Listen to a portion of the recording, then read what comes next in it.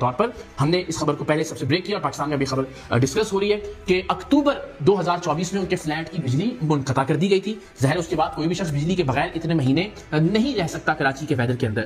دوسرا یہ کیونکہ جو آخری کال ریکارڈ پر آئی ہے تمام تر شواہد کے مطابق وہ کال انہوں نے ستمبر 2024 میں کی تھی. اس کے علاوہ جو ان کی آخری انسٹاگرام پوسٹ ہے وہ بھی ستمبر 2024 کی ہے. ان کی فریج میں اس کی تصویر بھی آپ دیکھ سکیں گے جو ساز و سامان موجود تھا کھانے پینے کا, اس پر جو ایکسپائری ڈیٹ ہے وہ بھی آخری اکتوبر 2024 میں گزر چکی ہے. یعنی اس کے بعد کسی بھی طرح کی کوئی بائنگ بھی گروسری کے اعتبار سے نہیں کی گئی. ان کی جو آخری پوڈ کاسٹ ہے وہ بھی ستمبر 2024 میں نشر کی گئی. ان کے جو پڑوسی کا بیان اس وقت سوشل میڈیا پر زیر گردش ہے اس کے مطابق بھی ستمبر کے آخر میں انہوں نے آخری بار حمیرہ اصغر کو دیکھا. اور پھر چونکہ مئی 2024 میں انہوں نے اپنے گھر کا کرایہ دینا بند کر دیا تھا, اس کے بعد ان کے جو اپارٹمنٹ کے اونر ہیں انہوں نے عدالتی کارروائی کا آغاز کیا تھا. تو اس کے بعد سے اپنی لاش ملنے تک حمیرہ اصغر نے عدالتی کارروائی میں کسی بھی طرح کا کوئی حصہ نہیں لیا, وہ کہیں پیش نہیں ہوئی. دیٹ آلسو شوز کہ ظاہر ان تک یہ بات نہیں پہنچی اس لیے کہ اس دنیا سے رخصت ہو گئی تھی کہ ان کے خلاف ایک عدالتی کارروائی چل رہی ہے. تو وہ ون سائیڈ فیصلہ ہوا اور پھر جب عدالتی بیلف نے اپارٹمنٹ خالی کروانے کے لیے ان کے گھر کے دروازے توڑے تو اندازہ ہوا کہ وہ جا چکی ہیں اس دنیا سے. ابتدائی طور پر کہا گیا 15 دن پہلے موت ہوئی, لیکن پھر ہم نے کل آپ کو بتایا کہ 9 مہینے پہلے یعنی اکتوبر کے پہلے ہفتے میں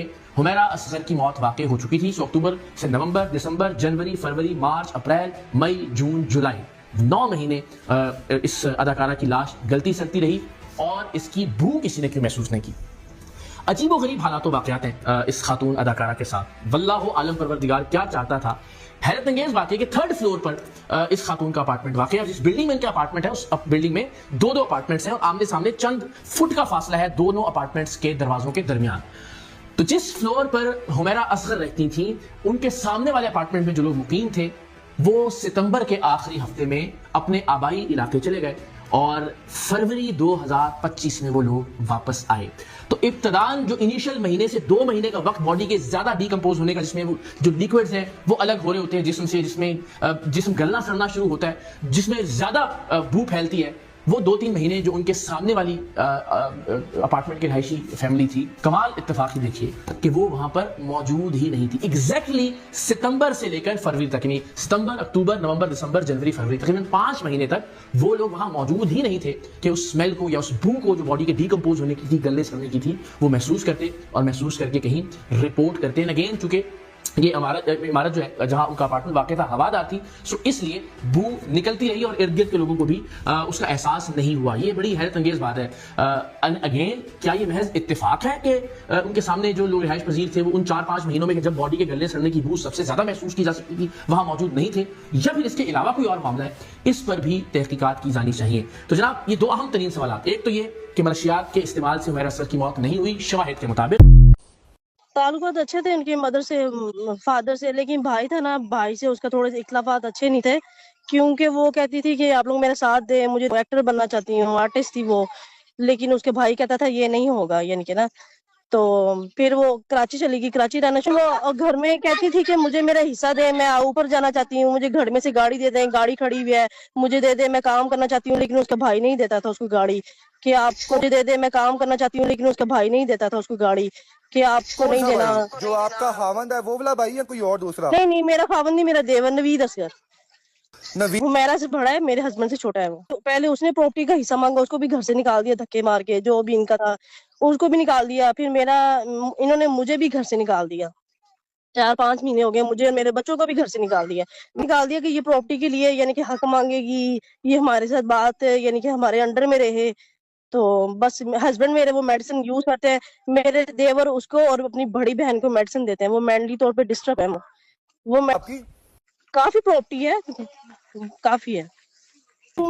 مجھے بات نہیں یاد, لیکن ان کی کافی نا تو میما ہوئی تھی کافی زیادہ نا, تو انہوں نے پھر اس کو گھر سے نکال دیا. وہ پھر چلی گئی, پھر وہ دوبارہ نہیں آئی. وہ فون پہ پھر نا کانٹیکٹ کرتی رہی, یعنی کہ مدر سے ایوری ڈے, یعنی کہ روتی تھی. وہ کہتی تھی میری بیٹی مجھے مل جائے, میری بیٹی. لیکن جب اس کا لاسٹ سین آف ہوا نا, جب اس کے آخری دفعہ ماں سے بات کیے, تب اس کی ڈیتھ ہو چکی تھی. اس کے بعد اس کی ڈیتھ ہو گئی ہے. اس کے بعد ہمارا اسے کوئی لنک نہیں, کوئی واسطہ نہیں. میں ان کی نا مدر سے میں نے بات کی کہ ایسے نا ہم لوگ کمپلین جا کے کروا دے.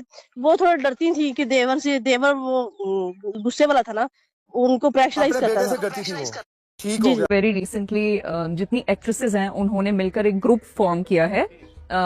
فی الحال وہ واٹس ایپ پہ ہے, لیکن اس کے اندر انہوں نے تقریباً ساری ایکٹریسز کو یا جو بھی میڈیا کی خواتین ہیں ان کو اس میں ایڈ کیا ہے صرف اس پرپس سے کہ ہم ایک دوسرے کے اوپر چیک رکھ سکیں, اور اس کے اندر اس طرح ہوگا کہ ہم ویکلی اٹینڈنس رکھیں گے تاکہ پتہ چل سکے کہ if everything is going okay. اس سب چیز سے ہمیں سب سے زیادہ فائدہ یہ ہوا ہے کہ ہم مینٹل ہیلتھ چیک ایک دوسرے کا رکھ پائیں گے. ہم نے ایک سیف اسپیس اس طرح کریٹ کر لیا کہ کسی کو اپنی بات کرنی ہے, چاہے وہ گھر کی پرابلم ہو, چاہے وہ فائنینشیل ایشو ہو, چاہے وہ کچھ بھی ہو, X Y Z. It's an open forum. میری جتنی بھی دوستیں ہیں جو لاہور اسلام آباد سے یہاں پہ آئی ہوئی ہیں رہنے کے لیے اور جو کام کرتی ہیں اکیلے رہتی ہیں, ان کے لیے یہ شدید ٹرامیٹائزنگ ہے.